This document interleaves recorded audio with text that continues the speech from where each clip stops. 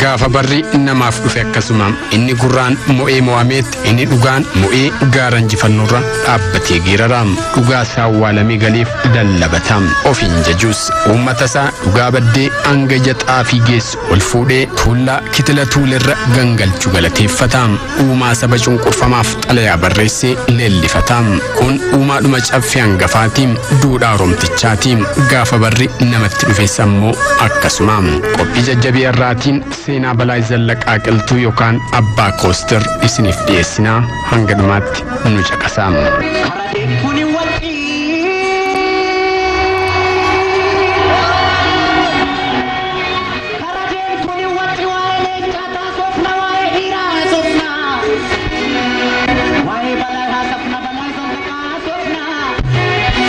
Seenaan boolla gadi fageessitee awwaaltus bubbultee biyyee ofirraa saaqxee baatti.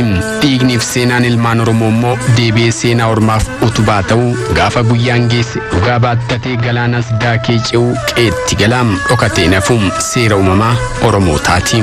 Hundee biyya kanaa ta'anii dhiiga ofiin biyya kana ijaaranii diinarraa tiksanii alagaa fira fakkaatee nyaataaf dhufe simatanii fira taasifatanii bara baasan waardiyyaa ta'anii dhaabbatanii biyya kana olaantummaan tiksan sirna gadaan jaalala labsanii addunyaaf karaa ta'an gaarummaa isaanii kanatu watwaata garraamummaa isaanii kanatu seenaaf dhiiga isaaniin dhoksine.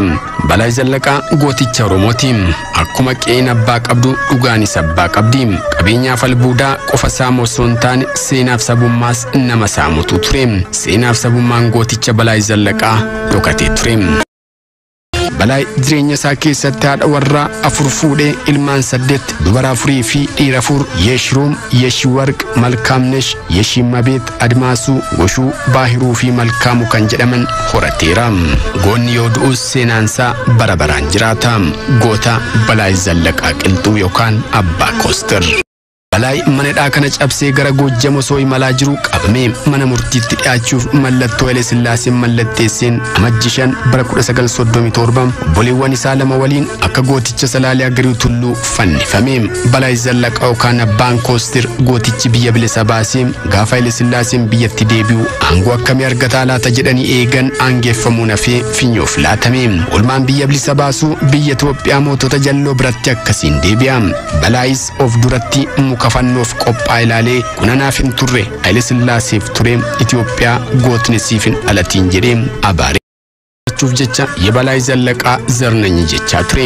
Akkas jechuun isaanii waan baay'isa ture. Oromoon goota akkas qabaachuusaa mirkaneessa. Garagaltootee gaafa himamu ragaa guddaa Oromootaaf ta'e agarsiisa. Balaay Zallaqaa abbaa isaa obbo Zallaqaa Qilxuu Aayyoo Galgalii fi haadha isaa Xaayitoo Allaanaa irraatii bara 1902 Goojjam Biishanaatti dhalate. Ilmi kan abbaa dhaalu yookaan kan abbaa caalu jedhama. Balaay jecha kana dhugoomsuun abbaarra caale argame.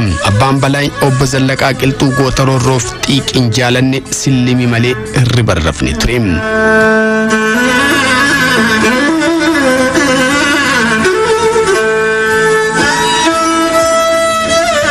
bara bulchiinsa Iyyaasuu loltuu Iyyaasuu ture. Haa malee Iyyaasuun waggoota muraasa qofaaf aangoorra ture. Sanyii Oromoo waan ta'eef qofa shira xaxameen Haile Sillaaseef karaa gadi dhiise.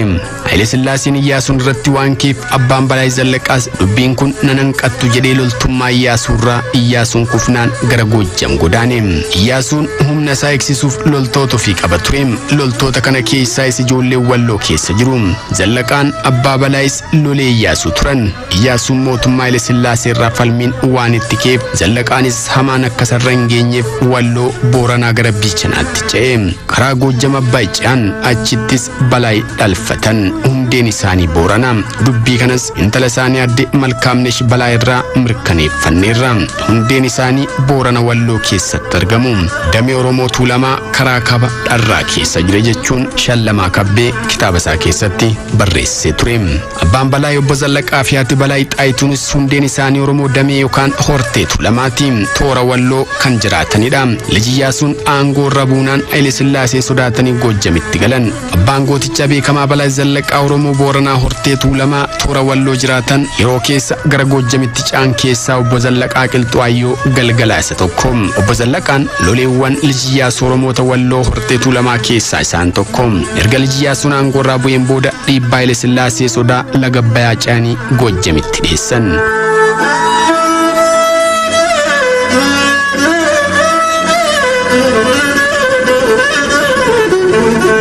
Beekamu manni Oromoo biyya Itoophiyaa keessa naannolee garaagaraa jiraachuurra darbee biyyoota ollaa fi garba gama jiran keessas hundeen isaanii gadi fagaatee jira. Biyya keessaa kaaba Itoophiyaatti naannoo Walloo, Tigraay keessaa Raayyaa, Goojjam keessaa Hortee Liibaniif meettaanii jiru. Kaaba Afrikaa immoo Sudaan, Keenyaa, Chaad, Senegaal, Fuulanii fi Hawusaa keessaa immoo Oromoota danuutu jiraata. Abbaan Balaa obbo Zallaqaa Qilxuu gootummaa ofii ilma kan dhaalchise eessuma isaa ajjeesee ture. Haa ta'u malee oolee osoo hin buliin harki harka baasee firri nama du'e obbo Zallaqaa Qilxuu ajjeese.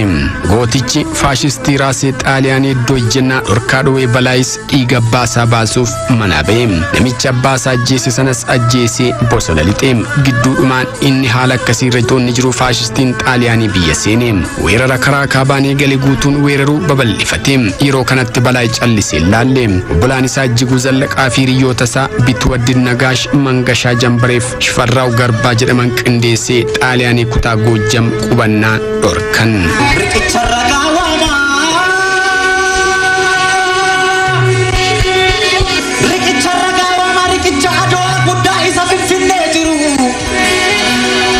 Namni yoo seenaa dabses lafti seenaan jijjiiru. Eenyu akka sarracee Xaaliyaanii gurguree. Eenyu paastaan gogoomee akka biyya gurguree.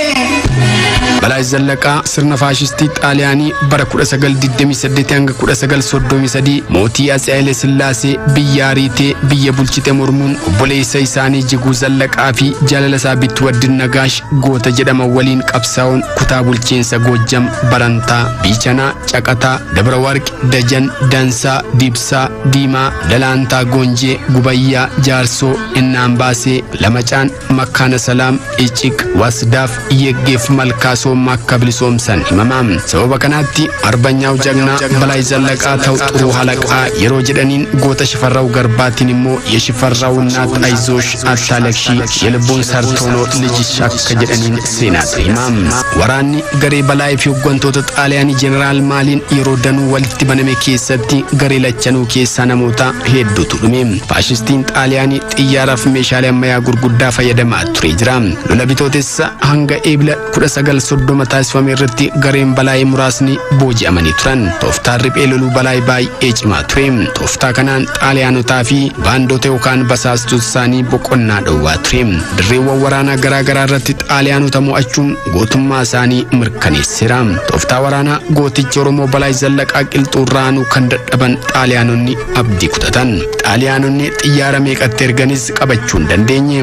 Yeroo danuu Balaay rukkutuutti Balaayin dhumatu. Tooftaa jaarsummaatiinis Balaay qabu dadhaban. Mucayyoo isaa booji'anii Room geessanis deebisanii Itoophiyaatti hidhanii Balaayin mucayyoon kee deebitee kottuu laali jechuun sossobaa turan. Goojjamiinis ni bulchita jechuudhaan sossobachaa turan. Kottuu nu araarami jedhanii xalayaas barreessaafii turan. Balaayis tooftaa isaaniitti baree tole haa ta'u Goojjamiif intala koo argannaan maalan barbaada anas nama ergaatti na fudhaa jedhe deebiseef. Xaaliyaanonnis raayyaa Xaaliyaanii keessaa ajajaawwan waraanaa kan ta'an ciccimoo lamaaf nama turjumaana ta'e afaan isaanii hiikuu tokkotti ergan. Balaayis jaroota qabee fannisee xalayaas barreesseef namoota ergitan lamaan sirriitti keessummeesseera jedhe. Intala kiyyas kan uume waaqa waan ta'eef yoo fedha waaqaa ta'e nan fudha jedhe. Biyya koo intala tiyyaan hin jijjiiru jedhee deebiseef. Kana booda Balaay loltoota isaa ciccimoo Xaaliyaanotatti erge. Intala isaas manadhaa Dabra Warqii baasee biyya isaas bilisa baase.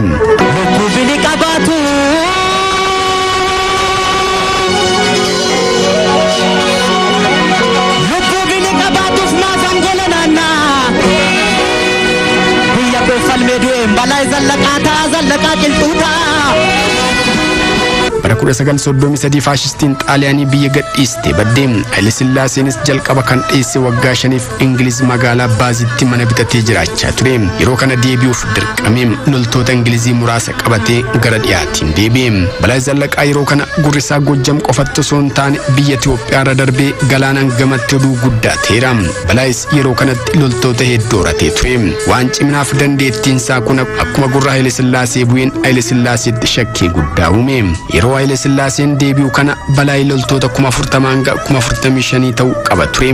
Haile Sillaaseen xaaliyaanii dheechee gaafa Itoophiyaan gootota akka Balaay fa'iin bilisa baatu deebi'ee mootii gonfoof godhuun labsii labse. Abbaan biyyaa biyyarraa dheechee gaafa biyyi bilisa baatu aangoof deebi'e. Goototuma diinaariyaan sana immoo bulchaa simagan yaa biyya akkasii. Labsiin isaas nugusni bade deebi'ee aangoo gatee badetti deebi'ee kan jedhu ture. Akka deebi'anis namoota hedduuf aangoo gurguddaa kennee Balaayiif aangoo xiqqoo kenne. Kana malee Balaay Zallaqaa goota faashistii barbadeessi ta'uu waan beekuuf of shakkee akka dhaqee isa gabbaru ajaje.